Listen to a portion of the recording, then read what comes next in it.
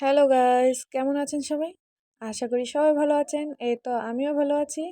আজকে নিয়ে আসলাম গ্রিল বানানোর জন্য, মানে তান্দুরি গ্রিল বানাবো।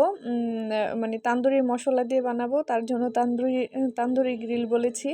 আসলে আমি এটা গ্রিলেই বানাবো। তার জন্য আস্ত একটা মুরগি নিয়ে নিয়েছি, আর আমি মুরগিটাকে 4 পিস করে নিয়েছি। এই তো দেখেন, আমি বুকের পিসগুলাকে ভালোভাবে স্লাইস করে কেটে নিয়েছি। আর না হলে তো মশলাগুলা ভালোভাবে ঢুকবে না। তার জন্য আমি সুন্দর করে স্লাইস করে কেটে নিয়েছি। এই তো দেখেন, আমার কাটা একদম হয়ে গেছে, ধোয়া হয়ে গেছে। এখন আমি মশলার জন্য এটাকে আমি রেডি করব। তার জন্য দিয়ে দিলাম আমি তান্দুরি মশলা। আর তান্দুরি মশলাটা সবচেয়ে ভালো, আপনারা এটা ইউজ করতে পারেন। এটা ব্র্যান্ডের, যার কারণে এটা ফ্লেভার অনেক ভালো আসে। আর এখানে দিলাম আমি গরম মশলা আমি দিয়ে দিলাম 1 চামচের মতো। আর এখানে আমি দিয়ে দিব আহ, আদা বাটা। আদা বাটা দিয়ে দিব 2 চামচ। আর রসুন বাটা দিয়ে দিব 2 চামচ। আসলে কি, আমার মুরগিটা ছিল 2.5 কেজির মতো। তার জন্য আমি এরকম পরিমাণ মতো দিয়েছি, আপনারও পরিমাণ মতো দিবেন। তারপর আমি গোলমরিচ দিয়েছি, আর হলো জিরার গুঁড়া দিয়েছি। আর ওই সরিষার তেল দিয়ে আমি এটাকে রান্না করব।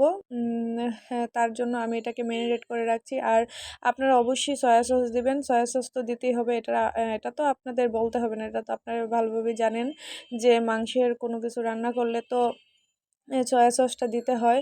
সো ফ্রেন্ডস, আমি ভিডিওটাকে বড় করলে পারতাম, আসলে আমি বড় করিনি। বড় করলে তো আপনারা আবার দেখতে চান না। তার জন্য আমি এটা বড় করিনি, আমি একটু স্কিপ করে বা টেনে দিয়েছি। এই তো দেখেন, আপনারা ভালোভাবে এটাকে ম্যারিনেট করবেন। ভালোভাবে মাখানোর পর তারপরে ম্যারিনেট করে মিনিমাম 4 ঘন্টার মতো রেখে দিবেন।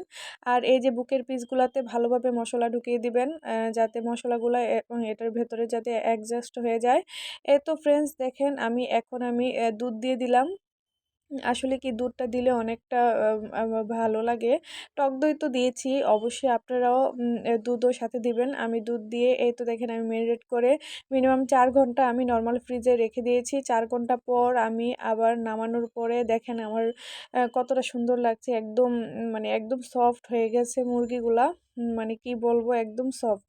এখন আমি রান্না করার জন্য রেডি করে নিব। এখন আমি চুলাতে প্যান বসিয়ে দিব।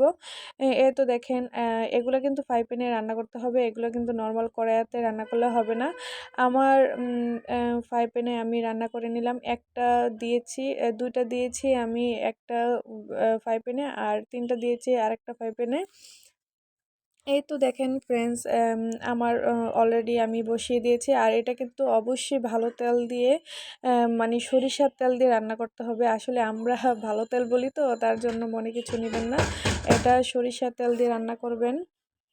এই তো দেখেন, আমার মাংস থেকে জল উঠে গেছে, মানে মাংসটা অর্ধেক হয়ে গেছে। আর আরেক চুলাতে একটা দিয়েছি, ওইটা তো প্রায় অনেকটাই রেডি হয়ে গেছে।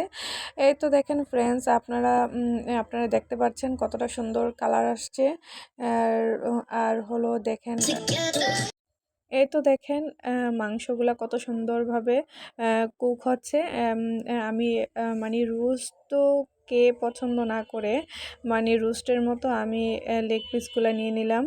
এই তো দেখেন, আমার একদম রেডি হয়ে গেছে, গ্রিল বানানো রেডি হয়ে গেছে। আমি একদম ডেকোরেশন করে নিলাম। আর যে মশলাটা আমি এমনি বানিয়ে নিয়েছি।